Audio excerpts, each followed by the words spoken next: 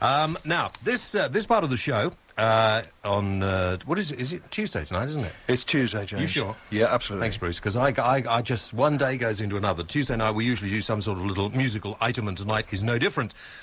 Bruce Welch, welcome, Bruce, who's sitting here beside me, raring to go.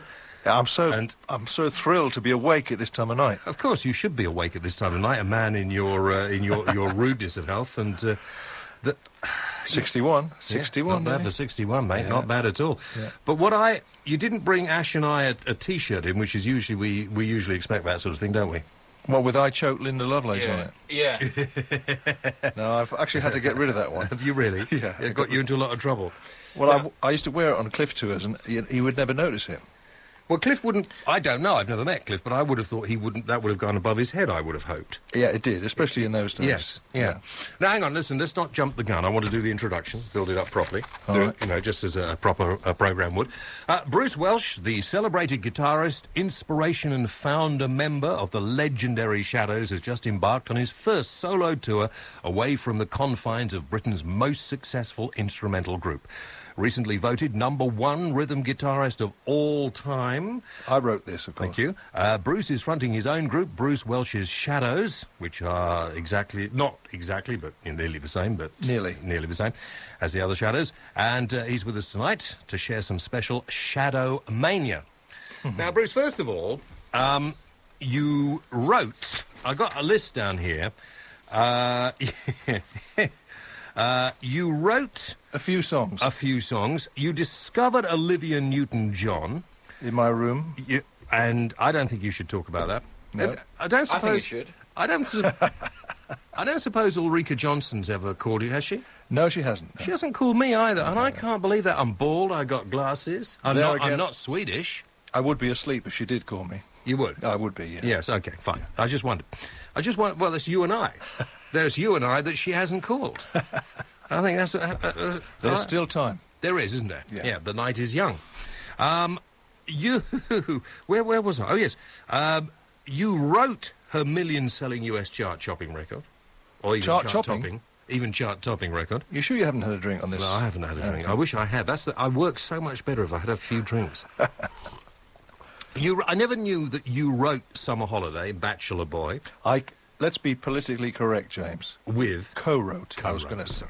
One has to be correct these days. And I had no idea that old Hank Marvin was a banjo player. He was indeed. When you first met him. At school. Yeah? Yeah, we met at school. When we were 11. That's 50 years ago. I know. Yeah. Shall we... Where's Ash gone? Oh, he's gone to make the tea. Yeah. Yeah. Why do you want to do this again? I mean, what? Well, you don't need to do this. Don't need to do this, obviously. Hadn't really worked since 1990 when the Shadows quit. And, we've been going then 32 years. And you get bored. I mean, after you sit and count your money for 10 years, you get a bit bored, and I got a bit bored. Uh-huh. And I started to do this one show, and it sounds ridiculous, isn't it? One performance a year called Shadow Mania at the Lakeside Club.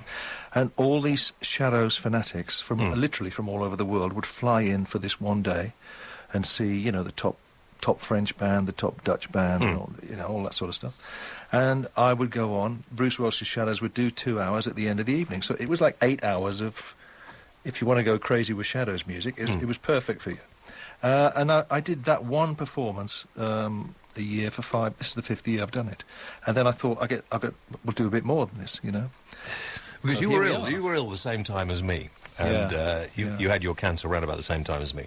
Yeah. Did that make you think then that perhaps life isn't here forever and that you ought to sort of suddenly go out and do some of the things you were perhaps putting off until you got older?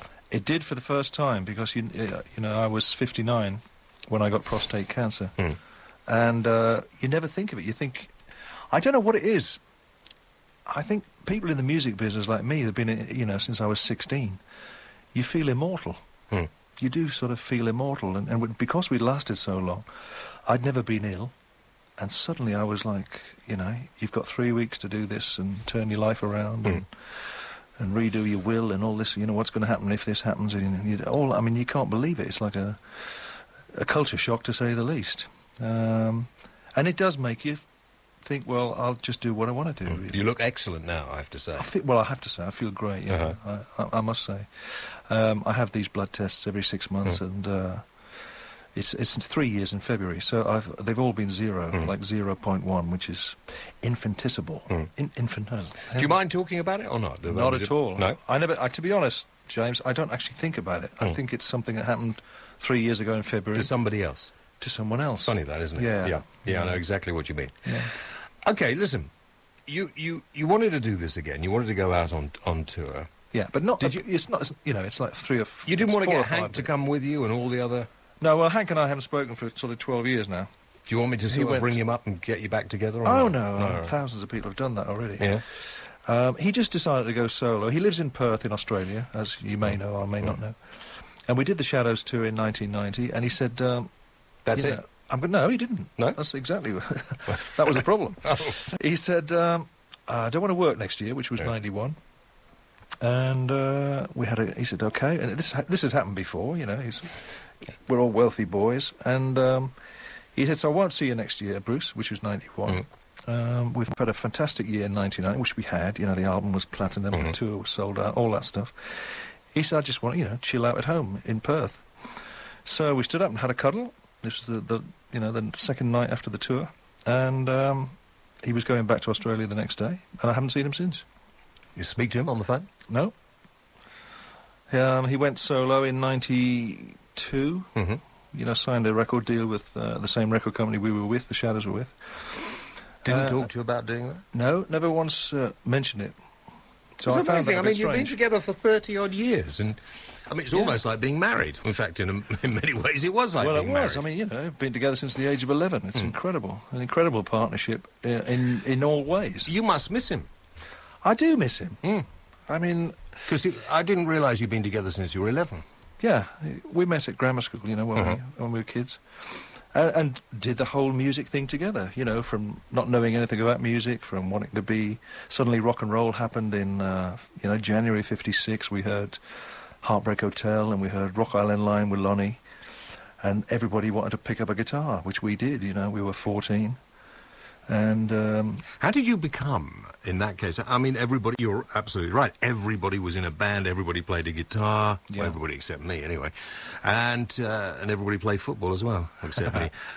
How did you suddenly, through all the kids, everybody was doing it, how did you find that little pathway through? Don't know. Well, in simple terms, when Lonnie came out, skiffle music, it was literally, anyone can do it. That was the whole idea. Go and buy a cheap guitar, a washboard, and a T-chest bass, all this. And we did. I had one skiffle group at school called the Railroaders. Hank had another one, the Crescent City skiffle group, in which he played banjo, as you mentioned earlier. So he was the traditionalist, he listened to trad jazz and stuff. And I loved Lonnie, and I guess I loved more mainstream, and I loved rock and roll. I loved Elvis and all that early stuff that was coming out. Would you like to have been more of a rebel than you actually were? The Shadows always had the sort of the acceptable face of popular music, if you like. Yeah, well, the rebels came after, James. There weren't any rebels in 1958. Cliff was a bit of a rebel, wasn't he, when I think about it? He was promoted as Britain's answer to Elvis Presley. He was thought to be a little bit dangerous around women. He had that little... Yeah, that was the image, of course. And we used to have so much... We would have a riot on purpose because he used to, he was a good-looking boy. He had the sideburns and all the bit, the dark skin from being born in India. He was a great singer, so... And he used to be sexy then. He used to wiggle his legs and do the Elvis bit. He used to be sexy then. There are millions of women, I am reliably informed, think he still is. Well, but, I'm talking about sexy as, Elvis was sexy. All of us, all men before Elvis, looked like geeks. They all looked like Bill Gates. That's true, isn't it? That is true. And you look at Elvis Presley in 1956 with the black hair and the collar turned up and the sideburns, the white hamsters, the perfect hamsters, and you think this guy's from a different planet. And we all look like Burks, Because Buddy Holly looked like a geek. That's Buddy, bless him, looked like a geek until he had his teeth fixed and he had the the glasses fixed. You advised on the music of Buddy Holly, didn't you, in the West End show? Yeah, I was the musical consultant for that for, well, a long time. That was a great... Do you know, I went to see that show when it first came out. What was that, 10, 15 years ago? Yeah, 13 years. Was it? Yeah. And I went with a couple of friends who had been in it, and I wasn't prepared for the way the audience reacted. I'd never been to a theatre show where, at the end, everybody seemed to have forgotten that they were at the theatre and thought they were actually at a pop concert. That's right, and stand up and jive and everything. And now that happens a lot. There are loads of shows now that come into the West End and do that. We'll take a break. We'll come back with Bruce after this.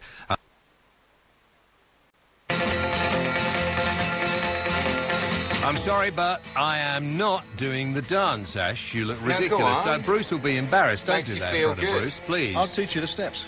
Yeah. All right, we'll do it. Let's do it a little later. Let's do a bit more chat. Maybe take a couple of calls, but we'll do the physical stuff at the end, okay? Okay, man. Well, let's get physical. Right. Bruce, would you shut up? Bruce Welch is my guest tonight. Bruce, who just admitted to me that he hasn't really worked much for 12 years and thought it's about time he did something else, is out on tour. He's touring on October the 27th. He's in Weston-super-Mare at the Playhouse. October the 31st at Salisbury City Hall. November the 3rd in Bournemouth at the Tregowan Hall, and November the 26th in Yeovil at the Octagon Theatre. And I'm telling you that because you might have forgotten. I might have forgotten. So you know where you are. So anyway, we got to the fact that everybody wanted, of course, to be in a band, and you and Hank went to school together. Yeah. And met up. But how did you then sort of make it with Cliff Richard? Well, we came... I had this railroader skiffle group. I finally conned Hank to give up the banjo and play... That was a very wise move. Play rock and roll. And he owes you a lot. No, his dad bought him for his 16th birthday a 16-guinea Hofner Congress guitar. So he suddenly had a guitar in his hands. And then we could do all the stuff, you know, we could do Hound Dog and Rock Island Line, all that guitar stuff. And did you find you obviously have just a great gift for playing the guitar? Well, we were self-taught. I mean, Hank's a brilliant player. He always was. He was great, you know, from the age of 16, very inventive. And of course, when we used to record in the old days, it was all on one track. The red light went on, and you did it. And adrenaline came, and he came up with all these marvellous bits, you know. So he is a great player. I was a lesser player. I always just wanted to play rhythm because I had standing next to me a great player, you know. So I didn't do all the homework I should have done probably. But we came to London, this little railroader skiffle group, for a Sunday night. From the northeast? From Newcastle. I mean, that was a big deal in April of 1958 to come 300 miles south. And, you know, so we came down for a contest at the Granada Edmonton. We lost the contest. We came third, beaten by a Malaysian opera singer, a traditional jazz band. And the railroaders came... Anyway, the two other guys in the band, you know, said, well, we're going home tomorrow. You know, it was like Sunday night. Stuff that, we're going home. We're off, we're going home. And Hank and I decided to stay. And the manager of the theatre said, we don't have anywhere to stay. Do you know anywhere, you know, it was literally like this. He said, well, I know a landlady in Finsbury Park. And he rang this landlady, and below me, she was a Geordie. And she said, well, you can stay the night in my attic. And we stayed there for 9 months. In her attic? In her attic, yeah. You know, a little room above. And we used to raid her fridge, all that stuff. And we finished up going in the summer of 1958 to a place called the Two Eyes Coffee Bar. Now, to me, it was like a mecca because Tommy Steele had been discovered there. So it was the equivalent of the wannabes of today. So you went there the same way that the kids turn up for Pop Idol or whatever today. You went down there hoping to be discovered. Yes, hoping to be discovered. And we played. We managed to con the manager. You know, please can we're from the north and all that. We were the Geordie boys. First of all, they couldn't understand what we were saying. But they gave us a job singing maybe 4 nights a week, and they used to pay us 18 shillings a night. We found out years later, and I mean years later, it should have been £1, but the doorman was taking 10% commission. So we're down this Two Eyes Coffee Bar where Tommy was discovered. So you've got Hank Marvin, Bruce Welch, Jet Harris came down, Tony Meehan came down, Brian Bennett came down, Licorice, all these which were going to be the Shadows. And on one of the nights, it got to about September of 58, one of the nights that we weren't singing, I was selling orange juice downstairs at the back. And this moody guy came down with his drifters, and it was Cliff and the Drifters. And, of course, he wasn't famous then, but he looked, you know, the dog's bollocks, as we say. He had the sideburns and the hair and the, you know, the greasy hair. Giving you attitude as well, was he? Attitude, yeah. He didn't look like Bill Gates. No swinging the Bible or None of that? No. Swinging the legs. Yeah. And the pelvis then. Great stuff. I went back. Collar up. I said, yeah, Yeah. the full bit. You know. And I said, "Oh, there's a great guy in there tonight, Hank. You know, so and so and so and so." And lo and behold, cut it story short, 2 or 3 days later, we were down the Two Eyes in the afternoon rehearsing and fiddling downstairs, and a guy came in. Now, but don't forget, Hank and I are 16 with this, and a guy came in with his collar up who was 18. He said, "I'm Cliff Richard's manager." And so we all said, "Who's Cliff Richard?" It was one of those, you know. He said, "I've heard there's a great guitar player down here." And Hank said, "Well, that must be me." And, I mean, Hank could play the introduction to Buddy Holly's That'll Be the Day, and that was a big deal then, you know. And he said, "Well, I've got this guy, Cliff Richard, and I need a lead guitar player for the tour. It's in 3 weeks' time, starting in October. Would you like to do it?" And he said, "Well, I'll do it if my mate can come along." And it was literally... Way aye, man. Way aye, Yeah. you know, in a Geordie accent. We went round the corner to Dean Street, up to a tailor's shop, and there he was. The apparition was having his pink jacket fitted. And Arms outstretched, practising for later life. And we just, you know, he looked at us, and we finished up going to Cheshunt in Hertfordshire, which was his home. He had a council house. He lived with his 3 sisters, mum and dad, in a council house. And we had an audition in his front room. We took the guitars out there, and we did That'll Be the Day and Whole Lot of Shaking, and, you know, all the stock hits of the day, Hound Dog and all that stuff. And Cliff said, great, you're in, you know, we're in. Will you do the tour for 3 weeks? And that 3 weeks turned into, you know, 30-odd years, you know. How do you, I mean, when you look back on it now, does it seem like it was yesterday? It or does. It does. Yeah. Because it was right at the beginning of the history of Britain's popular music. Yes, and it was. it was before the Rolling Stones, it was before the Beatles, it was before Hendrix, it was before the Yardbirds and the Who and everybody. And it was... Pioneers. Yeah. As we were. Pioneers, yeah. Did you realise the sort of impact on the world that you would have? Because, I mean, it took over the world, not just this country. You never can. I mean, you don't know, do you? What we had, James, just to get back to the original sort of question, really, is Hank and I we had no way of knowing how to do it. We had a burning desire to do be it. part of this new music. And it was new music. 56, you know. Rock and roll came, the rock and roll explosion with Elvis. Lonnie was king of skiffle. We just desperately wanted to be part of it. And did Cliff always look after you, or was it always Cliff? I mean, I always used to get the idea of reading stuff and looking at it that at any opportunity Clifford had been off and not worried too much about the band. Totally wrong. It was much the other way. Yeah. 5 guys. He was brilliant. I mean, we got 12 quid for the first tour. You know, it was a lot of money, and there was £12 each. He shared the... so I presume we got 60 quid for the for the you know, the week. £12. Yeah. A lot of money there. A lot of money. But I mean, Hank, myself, and Cliff then got a flat together in Marylebone High Street. Very posh, you know. Very nice. 12 guineas a week. So 12 guineas a week? A week, yeah. So we're 4 quid each. Yeah. And we were living in the West End, you know, and we were like 17. When did you came down for just the weekend? Yeah. Stayed in the attic for 9 months. At what time did you ever ring up? You were living with your auntie, weren't you? My auntie, yeah, brought me up, yeah. When did you ring her and tell her you weren't coming back? And what did she say? Do you remember? Well, we can't say what she said on the... This isn't a family show, I have to trust me. say, Hank's parents were a bit upset with me at the time. Oh, they thought you were leading him on? Well, I was leading him on, you know. I took their son away from, you know... He could have had a proper job. He could have been... I mean, when we left school a bit early. I've got an endearing sort of thing in my memory of Hank riding a butcher's bike. He was doing some deliveries on a butcher's bike. Now, that's, if you can imagine Hank Marvin on a butcher's bike in Newcastle for a couple of weeks, that's the sort of things I have in my head. Very sad, isn't it? No, I can. I can. I know I won't ask you to remember because I told you this the other night, but I reminded you when we met a couple of days ago of the first time I interviewed you. The infamous... Yeah. Yes. Did I ever tell you this story, Pashley? Or not? What? Can you wake up, Ash? What are you Which doing? one? No, don't take... no phone calls at the moment. Because they'll all be mad The one fans. you at the marquee where your feet used to stick to the floor. No. No, I was on a radio station in Newcastle in the 70s called Metro Radio, which is in the northeast where they came from. Yeah. And one night they said, look, we got the Shadows are in town. They're staying at the Gosforth Park Hotel, and they're coming on your programme. I'd never really interviewed any big stars before. And they came in, and Hank Marvin was just a bastard.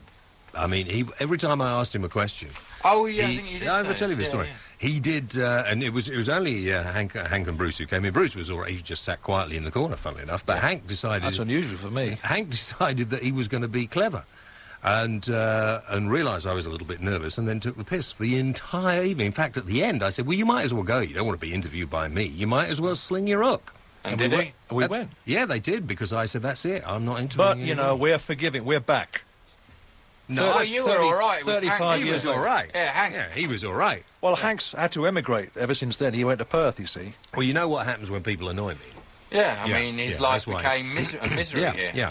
But I'm sad about that you and Hank haven't spoken for all that time, because I get from what we call on this show your voice vibration that there's a huge history. It's like part of you. I mean, it's like, in a way, it's like your brother that It's your life. Yeah. You know, from Yeah. 11, I'm 61 in a couple of weeks. Have you never tried? Have you never phoned him or written to him or said, look, Hank, Listen, he's been here on tour as Hank Marvin. He's probably been to the UK 20-odd times. Maybe 20 times in the last, Never 12 called you. years. Do you know what happens to? I mean, you don't. And Hank's a religious fanatic. You know, they're all, Hank's not. He's Is he? Jehovah's Witness, I didn't know that. Sweetness and light and, Yeah. Bang on your door. all the bit, Yeah. Um, How come you've escaped? That's what amazes me. Presumably, when you were when you were ill, I mean, they must have rallied round. You must have had Hank Cliff at sent- one side of the yeah, bed, Hank at the other side of the no, bed. Cliff phoned. Hank sent me a card. Yeah. Olivia phoned from Los Angeles. John Farrar phoned from Los Angeles.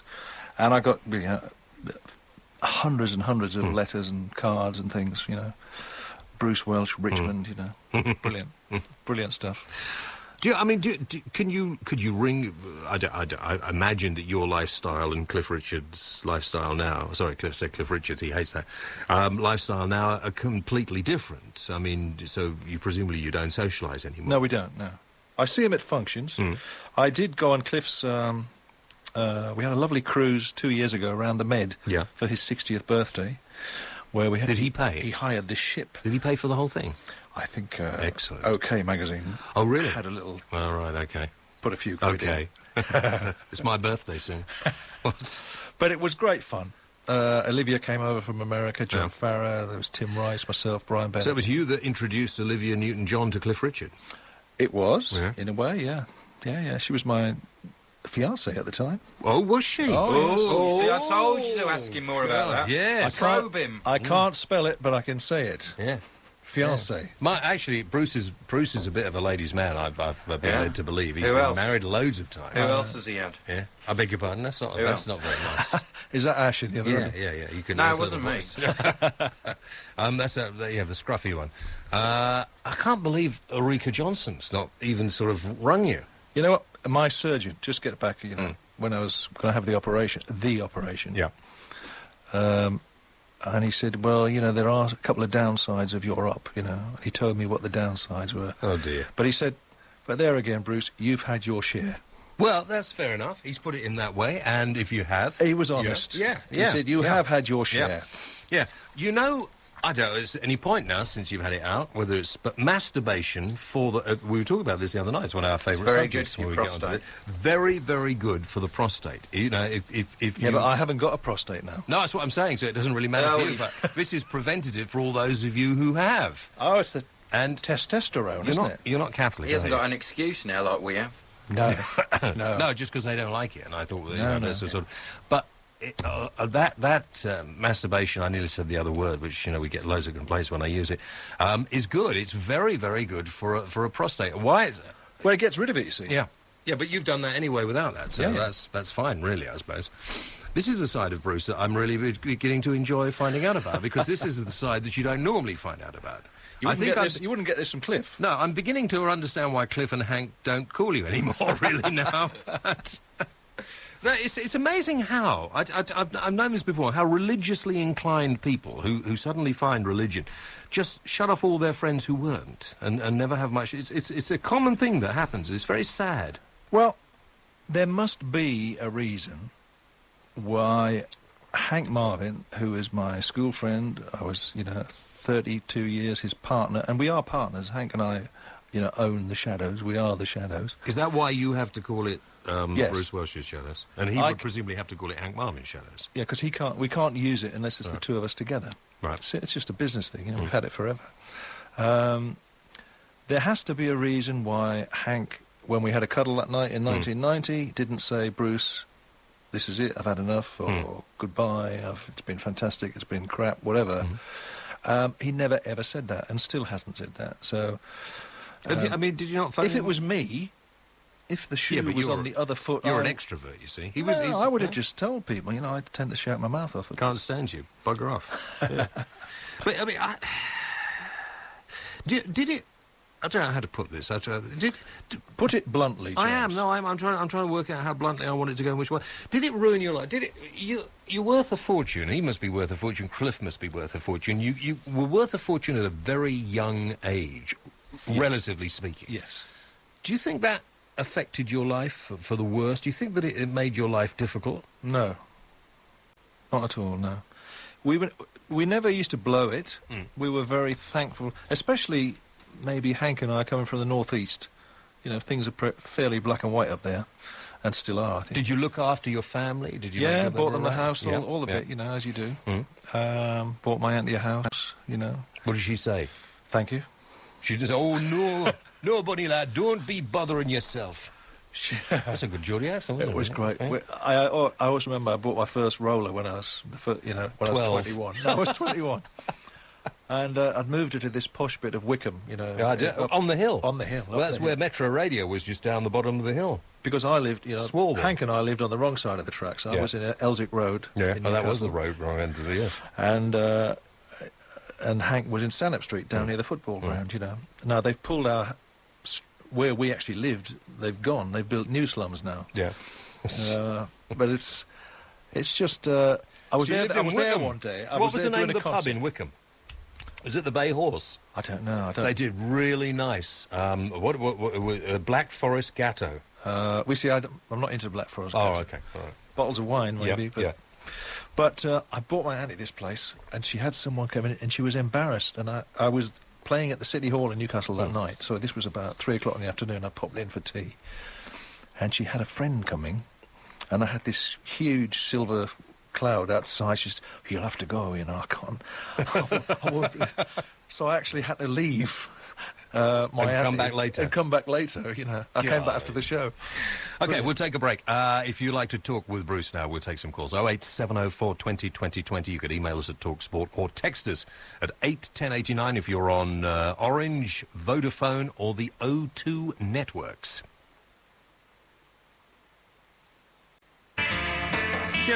I wonder sometimes where your brain... Well, I know where your brain is, and I'm taking those off you at the end of the show.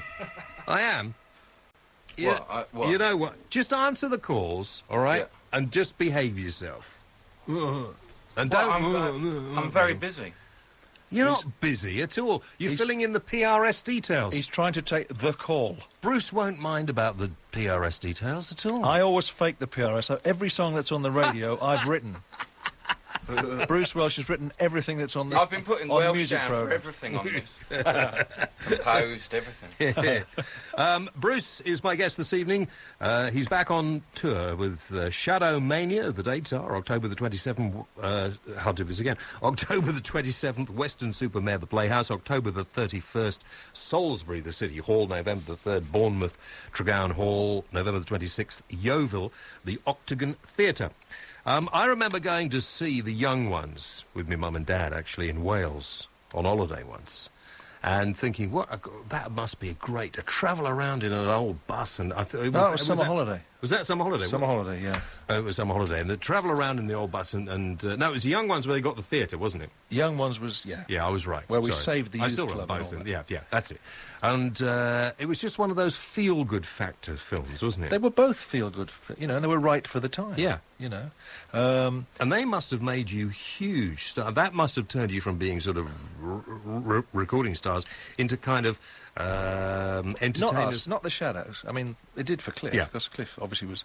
Because we only worked on them for about, 4 or 5 weeks, our bit. But you had to do the dance. We had to do the steps, yes. But of course, in those days, 61, when we... Actually, Espresso Bongo was the first, 59. But... Do you know, I've never seen that film. Was it good? Well, we couldn't see it because we were in it. But it was a... You can see them at a later date. Oh, well, I've seen it since. Oh, right, But okay, At the right. time, we were actually in the movie playing tunes and stuff, but couldn't go and see it in the cinema because we were too young. Isn't that weird? Isn't that lovely? Yeah. I'd love to be too young again, wouldn't you? Yeah. Let's take some calls. Ken in Tamworth, who's mobile, so I don't know what Ken is up to. Ken, you're on Talk Sport, through to Bruce Welch. Good evening, gentlemen. Good evening, Bruce. Hello, Ken. Hi. Long time since I shook your hand at the Colston Hall down Bristol. Whoa. Was I sober, Ken? Was I sober then? You were. You were. Good lad. A little tired. Your little right hand was rather tired. I don't know what you've been doing. My right hand? Yeah, probably playing the That's the strumming hand, yeah. I tell you, he's got a very hard handshake, if it's any interest to anyone out there who wants... Yeah. That's What I'd unfortunate. like to Everything know- else is limp. What I'd like to know is, what's the lineup going to be? Are you playing lead guitar this time, or are you No, doing I'm rhythm? playing rhythm guitar, which I do rather well, as you know. He's not going to change now. Yeah, I've got a lovely guy called Phil Kelly on lead guitar. He's 39, he's from Yeovil. He's fantastic. The old Shadow sound. He's got the Miazzi Echo Box, so it's the same sound as, we had on Apache and all that sort of stuff. Right. I've got Cliff Hall on keyboards, who played, you will remember seeing Cliff, he played Oh, with the yeah. Shadows for 20 Yeah. years. I've got Alan Jones on bass, who was with the Shadows for 10 years, Right. the governor on the bass. And I've got a lovely drummer from Bristol called Bob Watkins, who's actually a geography teacher. Clever You like boy. the West Country, don't you? I like the West Country. Well, they all live there, you see, so I have to work round there. Bob's from Okay, Bristol. Bruce. And so Tamworth's a bit far away, isn't it?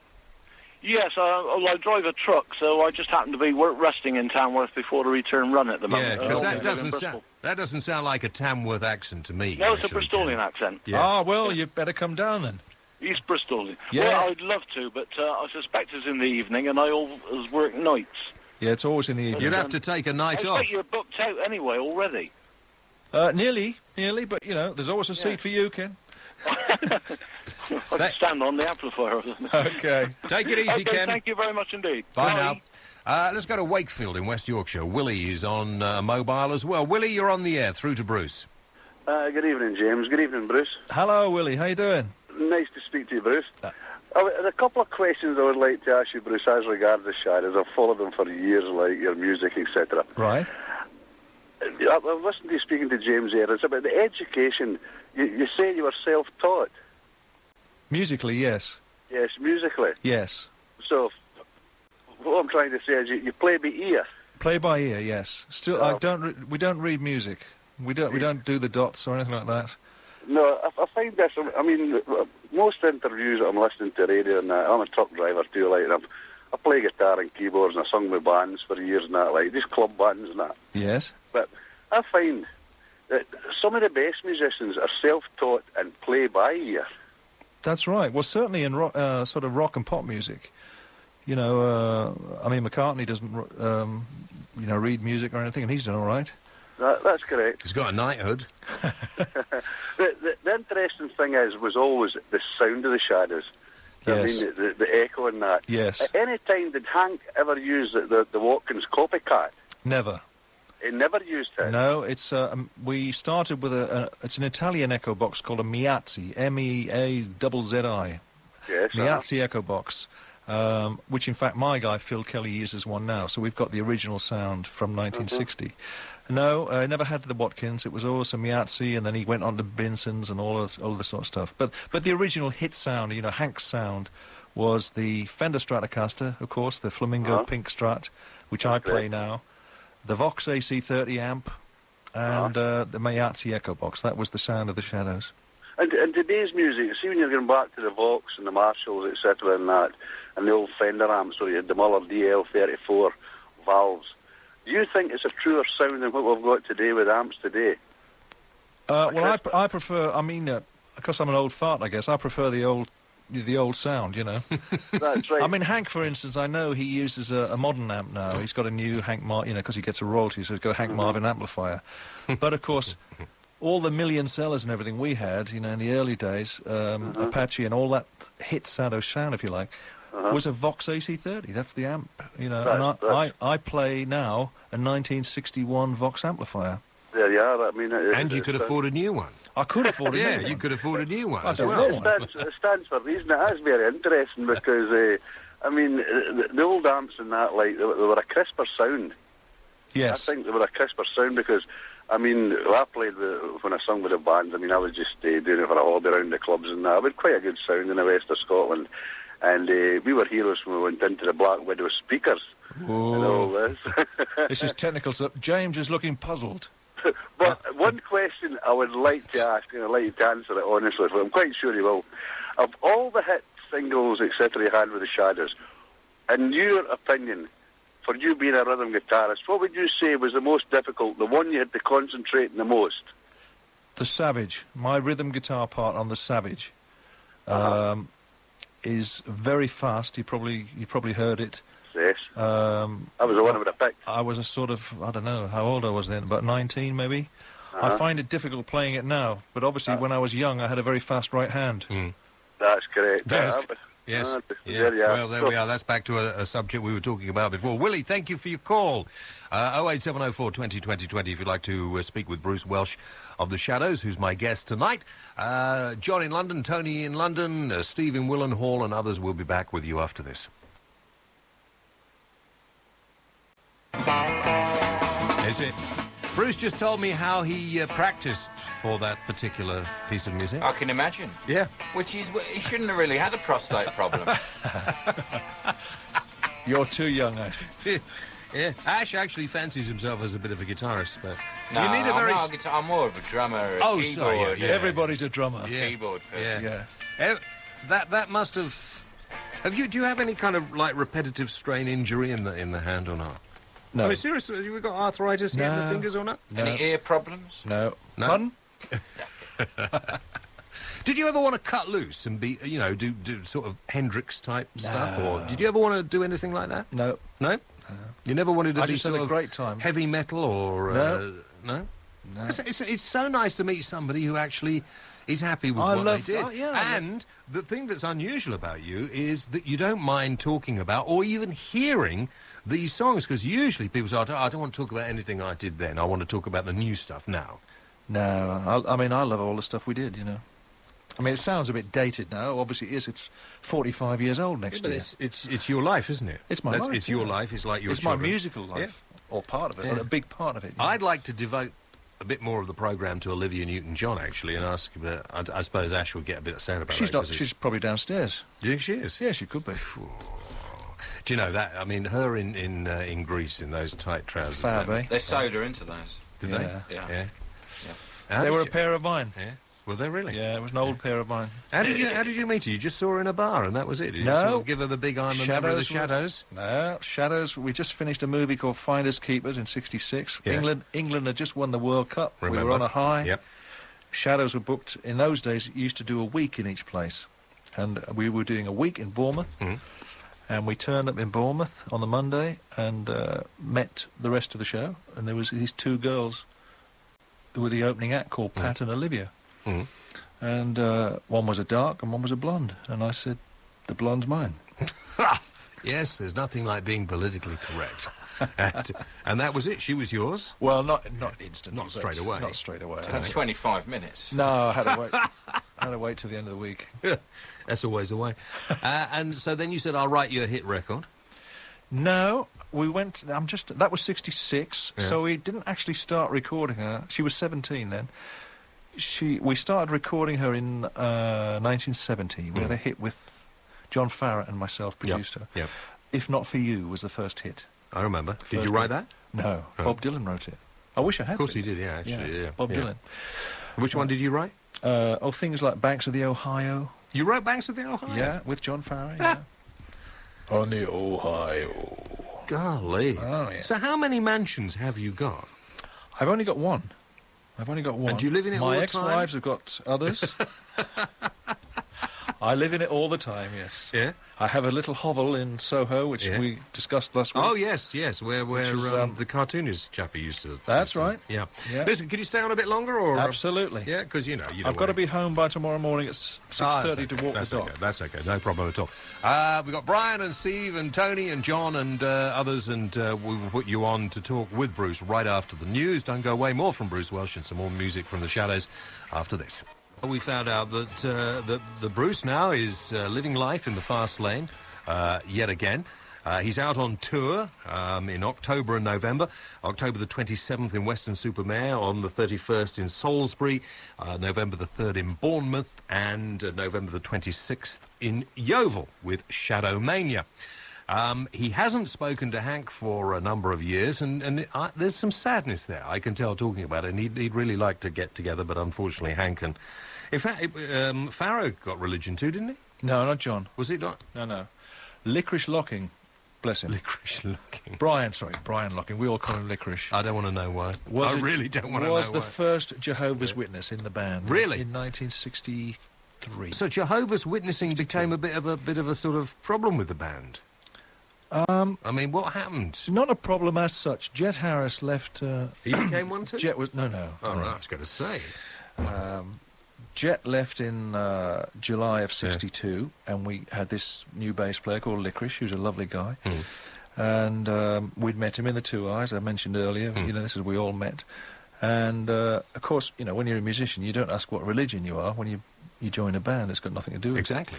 And he was a Jehovah's Witness, so he, you know, was with us in Summer Holiday and playing on the records, all that sort of stuff. And we did a season in Blackpool in 63. He'd been with us about 18 months. And he said, this is getting in the way of my calling. They call it a calling. You know, they have to go and... Knock on doors. Witness. Hello. They have to witness. And he said, I'm going to have to leave. I'm sorry, I'm going to have to... And he willingly left the band to be, you know, a full-time Jehovah's Witness. He still is. Do you ever talk to him? Yes, I saw him a couple of weeks ago, yeah. And so you don't have to fall out just because of the religious thing, then? No, not at all. Yeah. But the Jehovah's Witness, you know, that Cliff dabbled with it for a while, his family dabbled with it, Hank is a full-time Jehovah's Witness, all came from Licorice Locking's influence in 63. Do you think this is actually what influenced... I mean, did you ever see Cliff going the way he went, becoming very religious and becoming sort of... he went from being the kind of Britain's sex symbol to becoming Britain's best-loved family entertainer in a way. Yeah, well, the family entertainer the change came very quickly with one record, and that was Living Doll. Up until then, we were sort of rock and roll. We were, I mean, I think we were the Sex Pistols of 1958. You know. I wouldn't go that far. Well, no, maybe. Yes, you were. Because you had we- tight trousers. we had tight trousers. Very narrow at the bottom. Absolutely. Very pointed shoes. You could always see which side Yeah. we dressed. Exactly. Yeah. And... Very important in those days. Cuban heels. No, I didn't need... You didn't, but he did. Didn't need the height. But... I'm not. No. Where See, are you we? are a disgusting man, Welsh. I can't. I really, for a man that my mother-in-law has worshipped for years, you are. Cuban heels. Yes. That's Tom Jones loved Cuban. Yes, Cuban yeah, he heels, did. Yeah. But I mean, it was strange, really, when a band that started off being criticised a lot, when Cliff Richard and the Shadows were criticised, I remember, by religious leaders and things the same way that Elvis was, that half the band got religion and half didn't. Well, And you're speaking to one of them. But Yeah. let's take some more calls. John in London, you're on the air through to Bruce Welsh. Hi, James. Morning. Hi, John. How are you? You okay? Yeah, good. Yeah, nice to speak to Bruce, if I Hello, can. John. How are you? Very well, thanks. Bruce, there's a title of the song you did in the 60s, The Rise and Fall. Can I let you give the The rest Rise of it? and Fall of Flingle Bunt. I didn't want to say it in case I got it wrong. Yes, I you was want to be very interested in careful about that. where it came from. Right. Are you sitting down? Have you got half an hour? I'll run through it. Yes. Okay. The Shadows became known for funny titles, as you probably know from the old days. Being an instrumental band mainly, we used to try and come up with funny titles. Anyway, Your psychedelic period? No, it wasn't long before psychedelics. Long before. This was 64. This That's particular. what I mean. Yeah. You were way ahead. But we were making a movie called The Young Ones, and Richard O'Sullivan was in it.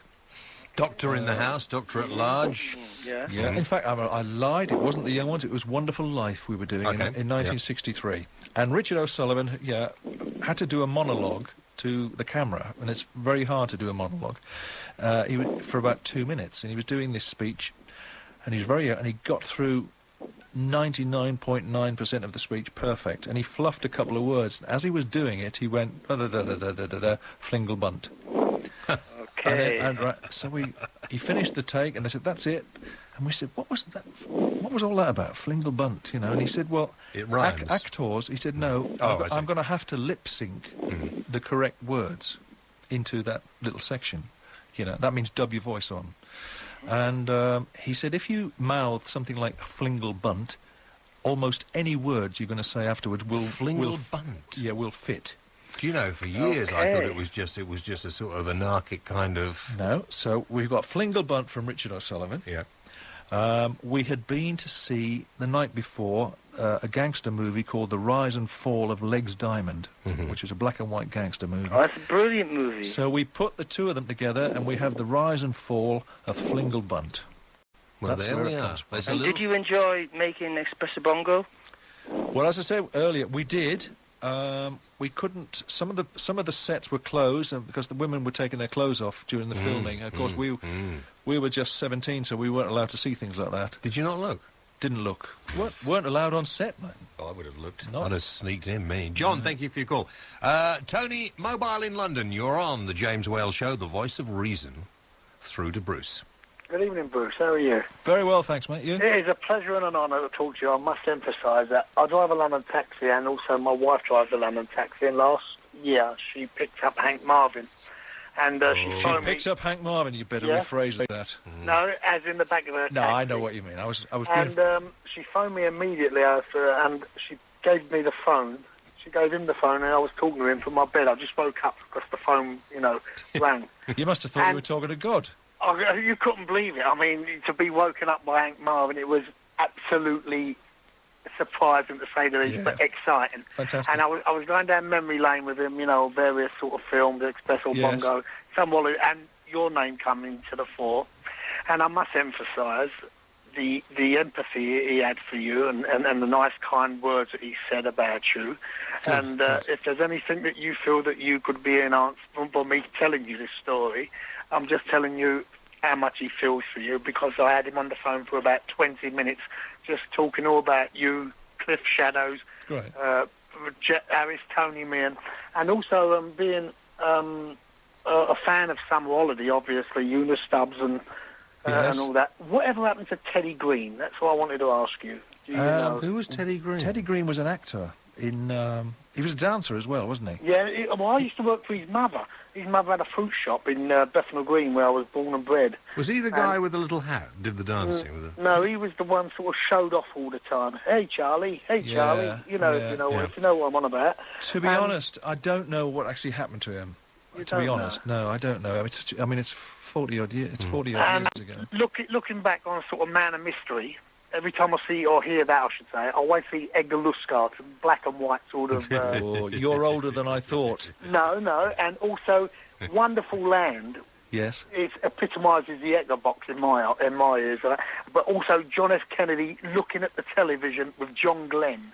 And no matter whatever space program, whatever, when they cut into that visual aspect, it is Yes. always Wonderful Land is like the space. It's Well, a 'cause space record. That particular record has got a real ethereal sound. I mean, Hank's guitar sounds massive on there. It is a magic sound from Hank. It's Yeah, the old but- Echo Box again. Yeah, but did you ever sort of thought that as well, as seeing like space, John Glenn, that type of thing? Did it epitomise, did it run parallel with the sand? No, Or we did they didn't really think about things like that, because, when you're actually doing the job, you Yeah, I don't... respect that, but did at the end of it, sort of like 2 or 3 years afterwards, did it become a space sort of theme? not like Telstar. No, well, obviously. I don't Telstar mean was that. the most obvious yeah, I one. understand. I understand that. I understand. But afterwards, that become a parallel to that. Do you mean, if that makes sense. Do you mean what you're saying, Tony, is did they realise that kind of sound that the That's Shadows correct, yes. had was the one that there's... Yeah, I think... Unknowingly. Yeah. Yeah, unknowingly. Unknowingly. The Shadow sound became the Shadow sound unknowingly in the beginning. Because as trivial as it may seem, like Edgar Luscard, Man of Mystery, like, you see the faces going round, you know, down. That's right. I've got to emphasise, James, thank you for having such a top man on your show tonight. Thank you for your call, I Tony. could speak better, and I tell you, you made me really excited. Bruce, and all you boys, thanks for the memories. You've done us all proud. You epitomise what the Sixers were all about. Thank you. Thanks ever so much, mate. Thank you. You're welcome. Bye, Tony. That's nice, you see. So Hank was thinking about you and being nice about you. Yeah, That's good. absolutely. That's nice. That's nice. We'll take a break. Back after this. Used. Back on tour with Shadow Mania. Only 4 dates, though, because he doesn't want to overdo it. He hasn't worked much for 12 years, and he just wants to ease himself back in gently. Got to ease the wrist back into action. Yeah. Absolutely. Yeah. Not a lot of wrist action. Yeah. But he isn't married at the moment, although he is courting. As they used to say. Courting. He's courting at this moment. Yeah. Yeah. We were out the other night, and I was introduced to Bruce at some mutual friends, and I remember saying very funny something about your... No, I don't think I'll mention that on the air. It's about your womanising. I know. No, go on. No, I don't think I can. No, I can't. No. See, no. Ash is woken up now. Yeah. Yeah. No, just... Would you like to share it with all of us? Just that he's, real Jack the Lad, One of the most... It was rock and roll in the 60s. When I was young. When I was young. When I was young. Yeah, anyway, never mind. I never wanted to be a singer. That's handy. What? That you never wanted to be a singer. You don't have any idea who Edgar Lusgarten is, do you? Edgar Lusgarten? Didn't he invent yoghurt? Yes. What can we do? Yeah. Steve in Willenhall. Hi, James. Steve, you're on the air through to Bruce. Thank you. Hi, Steve. Bruce. Hi. I just wanted to put the record straight. I've always been... when you said you originally met Cliff, you said that he was with a group called the Drifters. Yes. Now, what could you give me the true definition? Like, did you actually play with the Drifters, and did they change the name through like the American group? I just want to put the record straight. Can you tell me absolutely. the true? Cliff's friends who came down the Two Eyes with him. Yeah. So his group really. Mm. Cliff and his.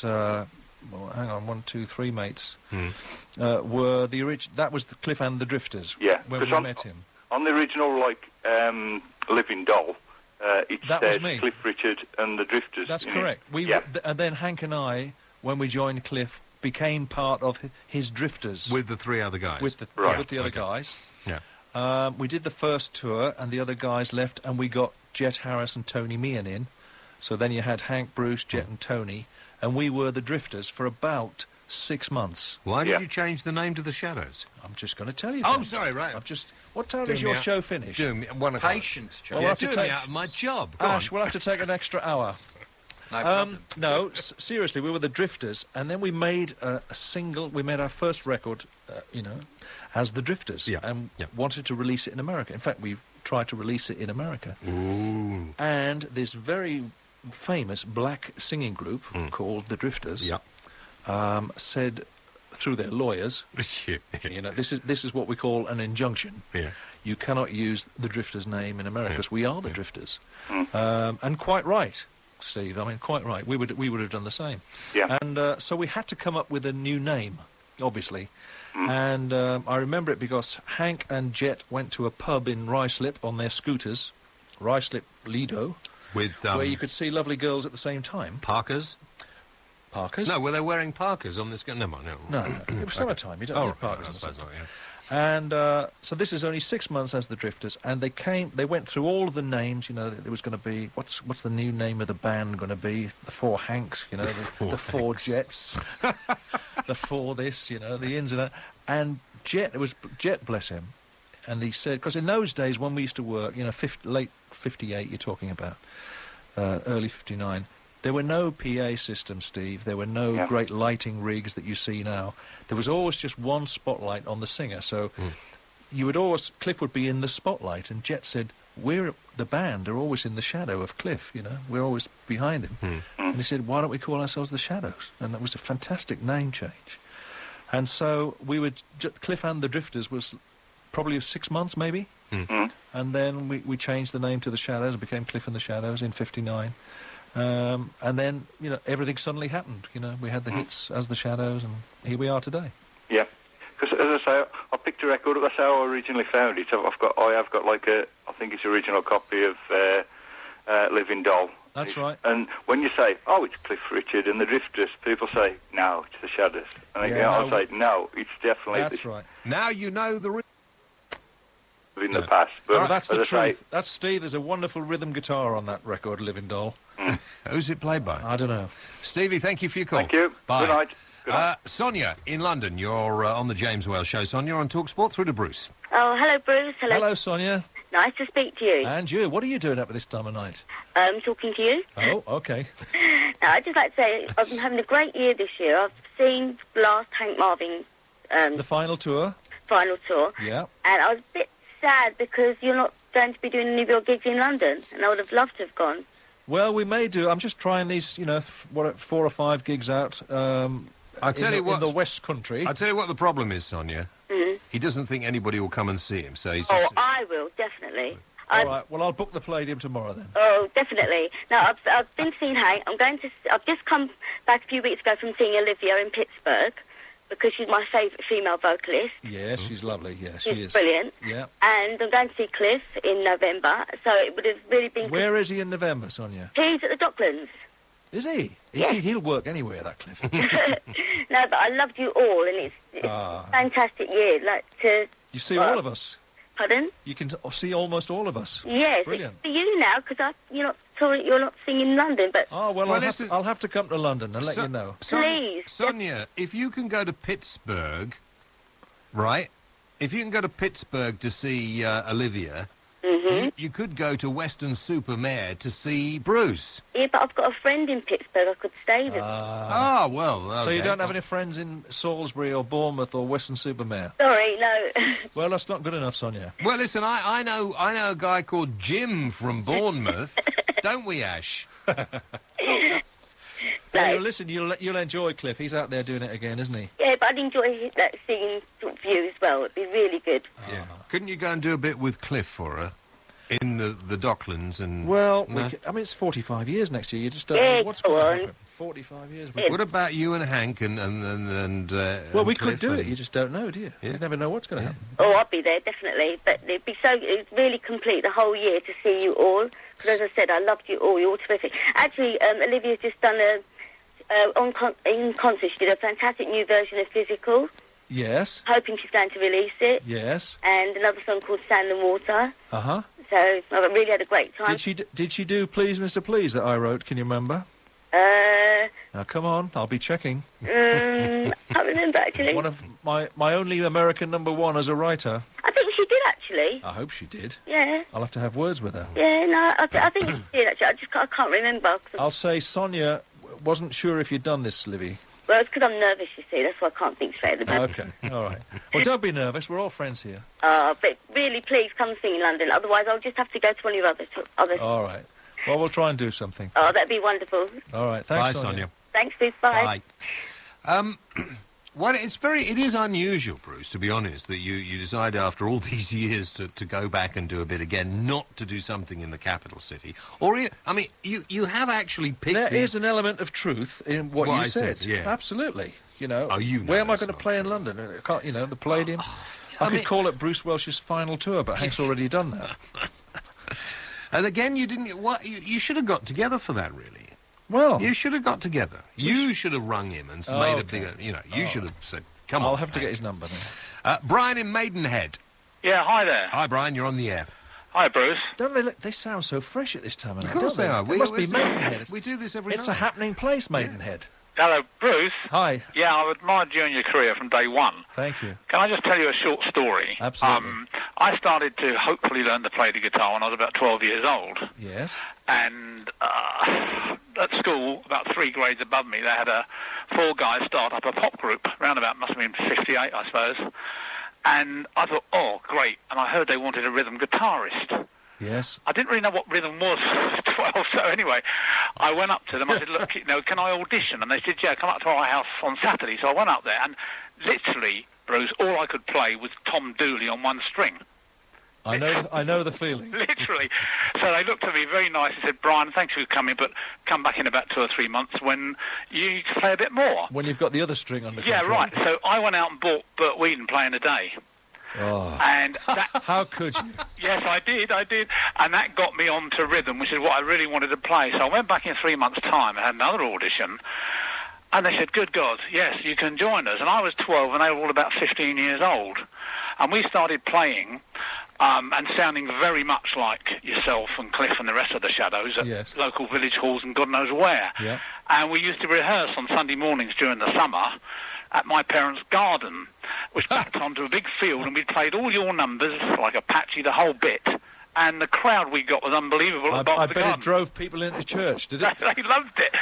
My only claim to fame with the group then was, I'm not sure the year, but I'm positive it was the opening night of Raymond's Revue Bar in Soho. And we played there as a very young group, but the group on before us was the Checkmates that used to be with Emil Ford in the 50s. Yes, you got it. Slowboat to China. Absolutely, yeah, I know them. And we carried on playing on that, and in the end, the leader of the band decided he wanted to go more in the jazz direction, which really put me right off. Mm-hmm. And they took on another lead guitarist, ex-Temperance 7, and the bass guitarist left and joined the Bow Street Runners from Ready, Steady, Go. And I left and started singing in clubs myself on a John Denver style. Yes. I enjoyed doing it, and my only claim to fame really was about 1975. After 2 years of asking, I got an audition for New Faces at the London Palladium. Uh-huh. And I won't tell you the reason I didn't get through, but it was pretty good, and I enjoyed myself, and I haven't done much since, but I've admired what you've done, and it's been great, nice to talk to you. Brian, thank you for your call. Yeah, can I ask you one thing? Yes? Yeah, I know you've got a tour coming up at certain venues you've already dated, but is there any chance of, if you can do this, you'll be packed out, is there any chance of you somehow slipping in a night or 2 nights at the Wickham Swan in High Wycombe? I tell you what, there's over 1,000 audience there. Yeah, that's a nice theatre, isn't it? Yeah, Hank's been there once. Hank's played. Yeah, Hank plays there. If you can fit that in, you'll get a lot of people appreciate it. Okay, I shall try. Talk to you one day. All right, mate. Bye, Brian. Bye. We haven't really talked about Marvin, Welsh and Farah, have we? Because the sort of supergroup the three of you put together for a little bit. Yes. Or do you not want to talk about that? No. Because it's great stuff. Yeah. It is good stuff. We were very proud of it. We started Marvin, Welsh and Farah in 1970, 71. And we wanted to do something different from the Shadows, because we'd been the Shadows for 12 years then. We fancied a change. And you probably remember, James, the early 70s was the age of the singer-songwriter. And the acoustic stuff, from America was James Taylor, Joni Mitchell, Crosby, Pye and Mash.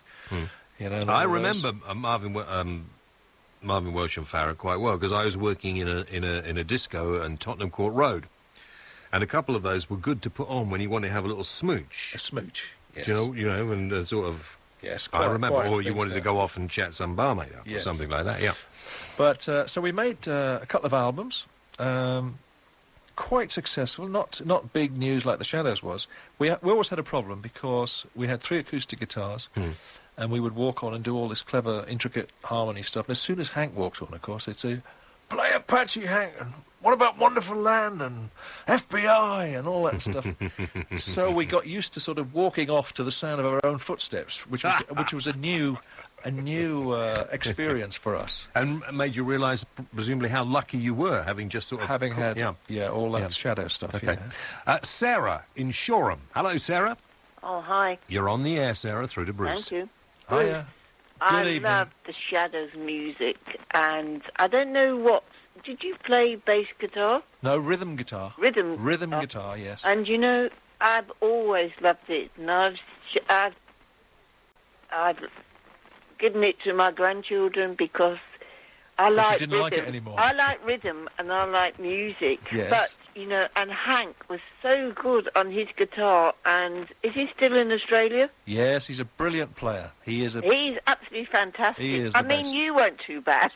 No, well, I do a bit of strumming. Yeah, I know. You were, but is he never going to come back and make another record? Well, No, I he's a think Jehovah's never's a long. Witness now. I think never's a long time, isn't it? He's just in June. He finished Until the what was 12th of announced as his Never. final tour. Yeah. So Whereabouts is he in Australia? he lives in Perth, a Oh, lovely right. city.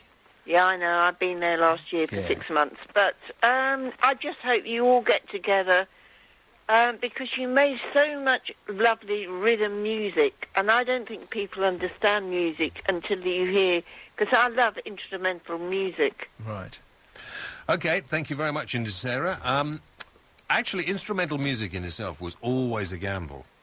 Being a successful instrumental band is unusual, because I can't think of another one at the Well, moment. certainly the longevity of it. Yeah. You know, because it tends to be a short, And the fact that you managed to sort of extricate yourself, well, get out from under Cliff's dominance as well, and still have your own Yeah, but- career as well as being his band.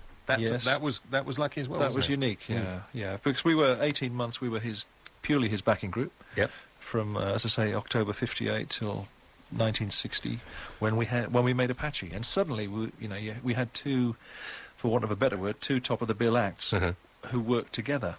Tell me about. I mean, you wrote Summer Holiday with Hank. No, with Brian Bennett. Brian Bennett and Yeah. Bachelor Boy. Bachelor Boy with Cliff. Right. Yeah. I write with anybody, you see. Yeah, obviously. Yeah. Did you do the words or the music?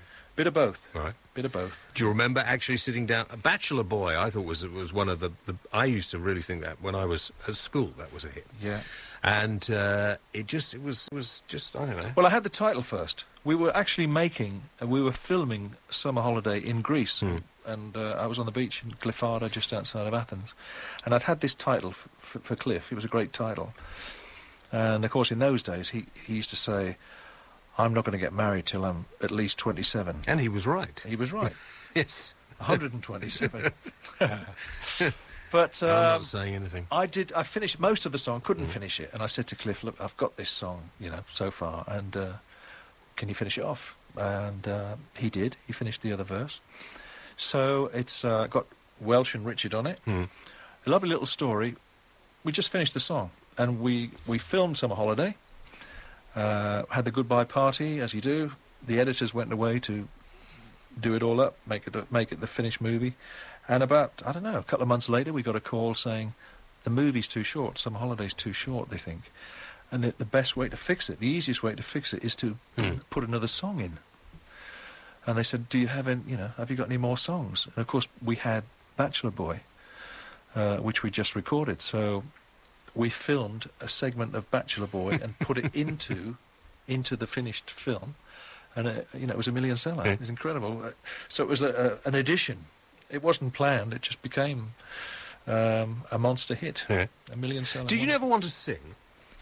Well, I've tried. I mean, I have sung. We sung with Marvin Welsh. I've sung "Let Me Be the One" with the Eurovision thing we did in '75. I didn't want to bring that up. I didn't No, think you well, did. no. Yes.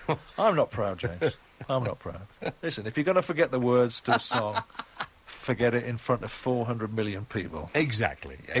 And listen, and still laugh about it. That's the thing I like. Well, what else can you do? No, you're right. What else could you do? It was either change the brown trousers or just get on with it. What did you feel like when you came off? Did you swear? Yes, you I did. Yeah. Did you hit anyone? No. Go out and get pissed? Oh, yeah. Yes. Yeah, that was later on, yeah. But first, because we came second, we lost the contest by one vote. Yeah. If Turkey, bless them, had given us, okay. they gave us 0 points. We're not going to let them in the European Union, so it doesn't matter. But they're going to beat us at football. Well, I watched Arsenal. That's another tonight. story. Arsenal tonight, and oh dear. Yeah, there was stuff. I don't know why. I don't. Just a little. Anyway, we won't go to that. It was right. So I mean, I have sung. I'm not a singer. Cliff's a singer. He's got great control. And because I didn't have to be a singer, because we were Cliff's group. He was the singer, and we were the guys at the back. Do you share Cliff's annoyance with the music industry, that and radio stations, that lots of them won't play the music that he? I mean. No, I don't, because I tell you why. I know exactly what you're going to say. Because Cliff is, he has a current career. I don't have, I'm not making records. you've had 40-odd years of the Shadows, and that's my bit. But Cliff is... he feels he's competing now with Westlife. Yeah. Why? Robbie Williams. Why does he want to do that? Because he's got this tremendous... he's got to find has some an outlet ego. for it. He's got a tremendous ego. I mean, there's no one had the career that Cliff's had. Yeah. You know, it's a phenomenal career. And he still wants it. He's 62 years old and thinks in his own way he can compete with, you know... But you can't, I mean, that is of the generation. That is the young, you know, it's terrible to say, I don't know, but once you get to a sort of 45 or something... Yeah, but then not with Cliff, you see. He's had this phenomenal career. I know, He's had a hit I know. in every decade, you know. But you're so relaxed about it. I think it's great. I really respect the way you are relaxed about your life and what you do and you don't do. And you're happy with it and you don't care. I don't care. I mean, I've had a fantastic time doing something that I wanted to do at 16. And doing it for 40-odd years. And do it for 40 years, get paid for it, Yep. see the world. So I don't care whether Radio 1 doesn't play the Shadows record anymore. Do you feel sorry for Cliff in a way that he's still chasing this kind of eternal thing, that he can't relax and... No? Not sorry, no. He's a great pro. He's a great professional. I mean, from the days when I was recording him, he's a great singer. But he has this, because of his track record, you know, he's had 130 hit singles or something like that, you know. He's got a very healthy ego and feels he can compete. I mean, the last album he did, you know... Well, we often felt that we ought to, you know, me and him over there, but... Him and Ash. Yeah, we compete with Westlife. This is the best cup of tea I've had at 12:37. Golly. Absolutely. Do you remember the golden egg? Yes, I do. Do you remember the Golden Oxford Egg? Street. Yeah. I was just thinking that was a place we used to go after we finished working in clubs, and we used to sort of, okay. One of the few places. Anyway, he's got this wonderful competitive edge to him. Still doing it. He is the biggest draw in this country. He puts more bums on seats than any act. If he rang you and said, "Listen, Bruce, I want to go and do a Christmas special. I want you to come and play rhythm guitar with me," Of course I would. you would. Absolutely. Okay. Absolutely. Back after this.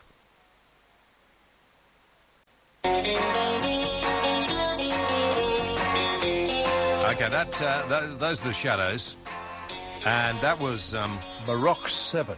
Thank you for picking that. That isn't. I like that. Well, Yeah, I like that. I love. I do too. I love the but rhythm guitar bit with the old wobble on it. You know, the vibrato. It's just one that I didn't remember off the top of my head. Well, you were too young. Hang on, let's test him.